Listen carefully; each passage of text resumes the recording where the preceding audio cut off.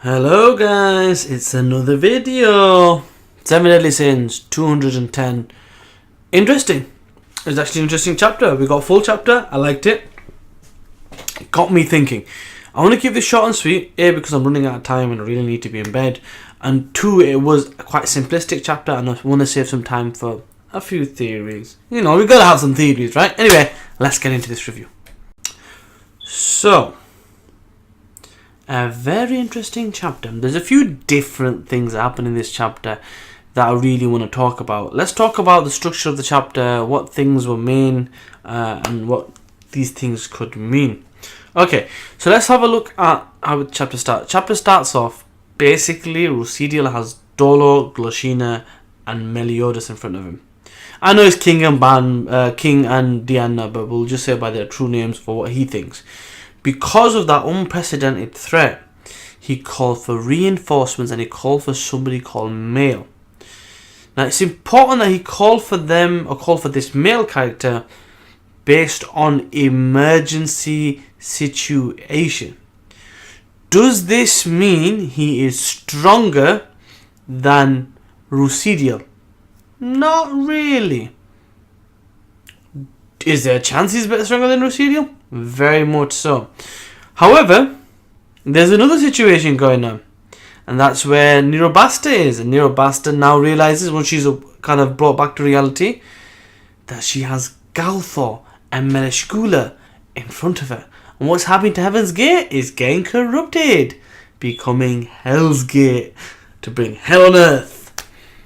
So, an emergency plea goes out for reinforcements to come to the shrine that's basically been taken over by the 10 Commandments. What happens?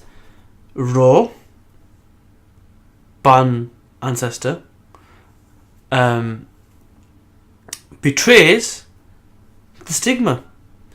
The humans, and it's not just him, it's the other humans as well, because you can see them in the panels, they're siding with the demons. Why would they do that? So, here's a few reasons why. Number one, they see the bigger picture. Maybe there's something in this war that's not clear, and in reality, isn't really the humans doing the fighting. They're kind of like casualties in a war between fairy, giant, goddesses and gods, and demons. They're just there. They're casualties. They're the prey, and that's why they don't want to give it up. That could be one reason. Another reason is they've been manipulated.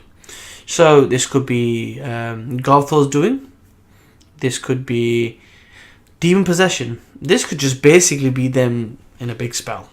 The interesting thing to bear in mind is a lot of them. And Ro is actually quite powerful. He took out some giants and some fairies and all sorts. So that was actually quite surprising. But he wants to destroy Stigma.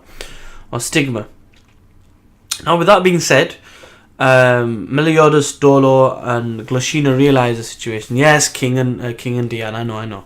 Realize, and they want to head off to help.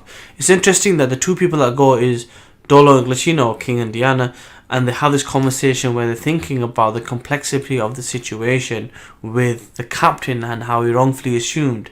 There's a good hidden message there, and that's the importance to understand that not everybody is the same based on their background. So it's like a hidden story meaning to the world about racism and inequality and assuming and, you know, all that kind of thing. And that's actually quite cool. It's like a deeper hidden meaning behind that, because essentially King assumed the worst because he found that it was a demon, and, you know, demons kill everything, and, you know, they're the worst. And he realized now that in a more complex situation. While all this is going on, they are intercepted in a kind of comedic way by who appears to be Gowther. And there's like a funny scene, and they're like, what are you doing here? And because they don't know who he is, they don't know his past. Meliodas does, but they don't. And while he's revealed himself now, and he's kind of realized who he is in the future, in this time, he hasn't made that transition to lose his memory to become one of the 7 Deadly Sins. That hasn't happened. So the only people that truly knew was probably Merlin and Meliodas, I'm assuming. Now, with that being said, it ends up with a cliffhanger saying, this isn't Gowther, or Gowther. Why is that key? It can have two meanings. Dos meanings. Meanings y dos. Duce. I'd probably pronounced that wrong. There might be something else I've said.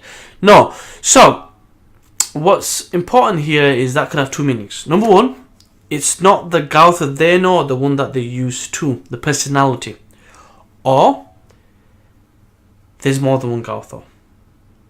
So maybe he's playing two. Now we do see him at this area, and we do know that he said something troublesome here where it comes, and whatever have you. Something's coming that's troublesome.